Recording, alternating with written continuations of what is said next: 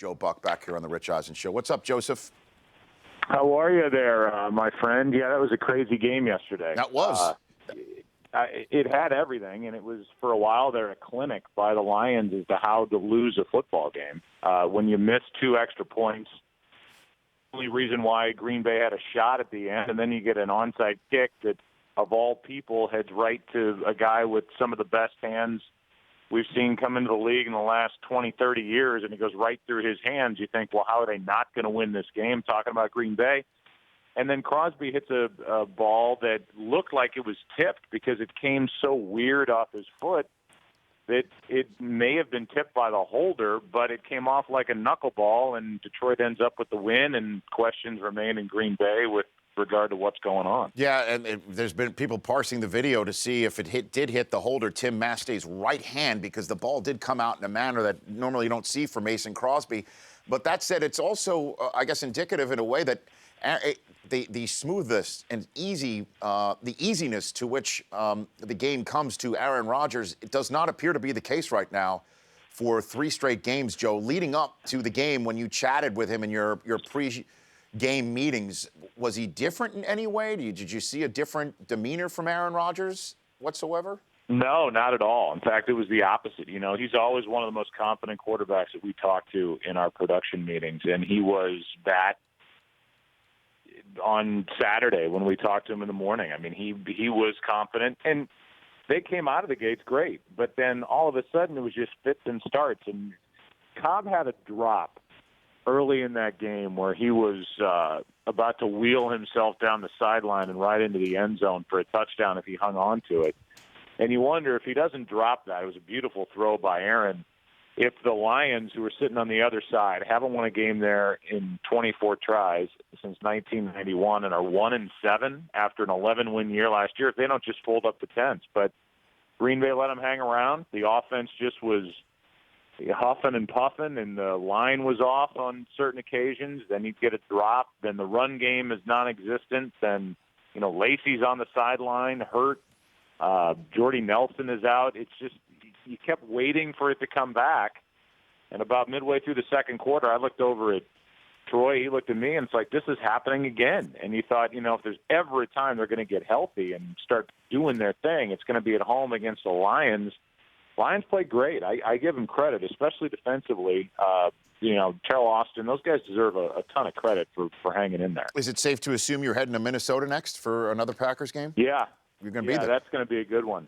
You know, it's a late game, and I'm excited to watch the Vikings in person. You know, I've certainly seen them on TV, but, you know, just to get to sit in a room with Teddy Bridgewater, see what he's about, renew acquaintances with Adrian Peterson, see Mike Zimmer, who I always got along with well, either at Cincinnati or in Dallas, and see what they're all about. And, you know, they should roll into that game with a ton of confidence, taking on a Green Bay team that doesn't know what's going on right now. Yeah, I mean, Green Bay is in danger with Atlanta being there at 6-3 of potentially fighting for playoff life, not just that, or if they win this game, they'd be back in first place in their division. It really is a razor's edge they're on right now. That's as good as you get, especially in Week 11. So it just kind of came down that way. I think we were initially on a game that involved the 49ers. I don't know, is it Seattle, San Francisco? Somebody next week. Yep. A couple weeks ago it was switched, so we're now in Minnesota. Yeah, Joe Buck joining me here on the Rich Eisen Show, and it's remarkable that you're back in Lambeau Field on a day where we get the catch rule, the NFL catch rule again, where, you know, we're still wondering what a catch is in the NFL. And do you have a solution to this, Joe, having seen as much as you've seen? We talked to the officials were at our hotel in Green Bay, and we were talking to them, and there were a couple of guys on that crew that were indicating that the league in the next couple of years may just throw the rule book out and start over. And I think they've done such a good job with the rules that they've almost gone to the point where the minute you think you know it, well, now they have another nuance that they bring into it, and then you're scratching your head going, what? It looked like a catch. It smelled like a catch. It walked like a catch, but it's not a catch. And that happened last night, obviously, with Beckham. It happened with the whole going to the ground sequence. I get that. I think we can all kind of wrap our heads around that now. But I can still make a great argument. as you say, for the one in Lambeau last year with Des Bryant. And if he's not by the goal line, him reaching for the goal line in the end zone is not part of the catch. He goes to the ground. He had it in his hands. It's going to be a catch. But because he was where he was, he reaches for it, and then the ball pops out. And it's like, well, okay, yeah, it was going to the ground, but he's trying to score a touchdown. Is there not another category for that? So it's hard for us to wrap our heads around as announcers, and we get tapes and seminars, and we talk to Mike Ferreira once a week, and I can't imagine what it's like for fans sitting on their couch going, why is that not a touchdown? Well, it's interesting that they think that maybe the league is heading towards just rewriting the rule book, which would make sense because the rule book was not written in mind with instant replay and 62-inch televisions with 4K definition in the houses of millions upon millions of fans who can parse things with your excellent broadcast right down to the last fingernail, and that maybe things should change in that regard. Joe? Well, it's funny, if you go back and you watch a classic broadcast on MLB Network, or you see something on ESPN Classic, and you watch a close play at first, you realize how we've all changed as a society, too, because, I was watching a game last year during the playoffs. They had a Dodger-Yankee World Series game on, and there was a close play at first. The guy was called out. They didn't really replay it. They replayed it once. You didn't get a definitive look at it, and they just moved on. And it was like, okay, he's out. The guy said he was out, he's out. And now you're right. We're to the point where television is so good, and it's high def, and you can blow up the high def, where you can literally see the edge of somebody's glove on their finger if it's on the green blade of grass or fake grass or on the white blade of grass or fake grass. And it's just a different world now. So I do think that they will have to address that rule book in general. If you've ever tried to read it, it's unreadable. And it's why a guy like Mike Pereira is so invaluable. Oh, yeah. Because the way his mind works with the rule book and the way he can apply it to actual plays in real time blows me away with all the different permutations. It's a hard study, trust me. Yeah, no, and when I watch, you mentioned other networks. When I watch NFL Network, Joe, for some of my, remembrances. Absolutely. You know what I mean? I failed to mention. No, it's okay. But, when I watch that network, no, in all seriousness, yeah. watching that network the other day, seeing the Immaculate Reception replayed, what would it have been like if you were in the booth, right, with 22 high-definition cameras seeing that, replaying that? Yeah. What would it be?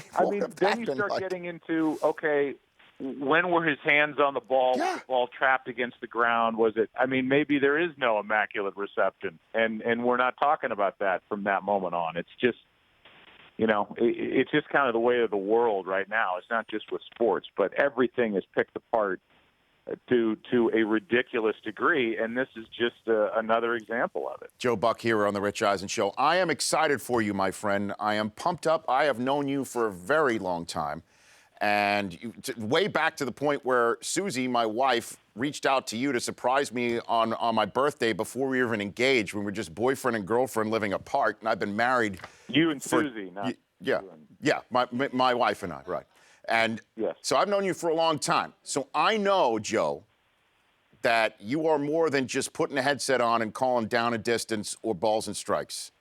I know that you are more than just that. And with Undeniable, you're gonna show everybody what you're all about, which is getting to know people and being personable and pulling stories out from some serious names that not anyone can get to sit down and open up. I'm looking forward to this on Wednesday night.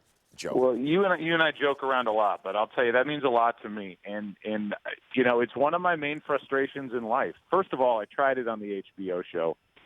I can do a seminar on why that didn't work out. Right. But with regard to this show, I do think that possibility exists because these interviewees have shown up ready to talk. Whether it's Ben Jeter or Gretzky or Phelps or Abby Wambach, who was one of my favorites, if not my favorite, that we talked to.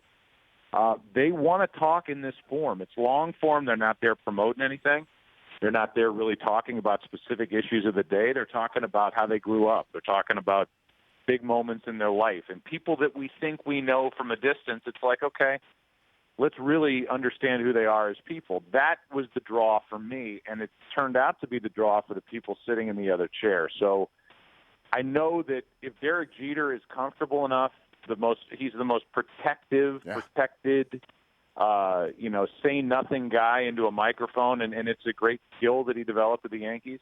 But if he's comfortable enough to bring up on his own the whole gift basket story with the women that he's dated or been with, then I know we're on to something good. And that did happen. That'll be in Wednesday night's show.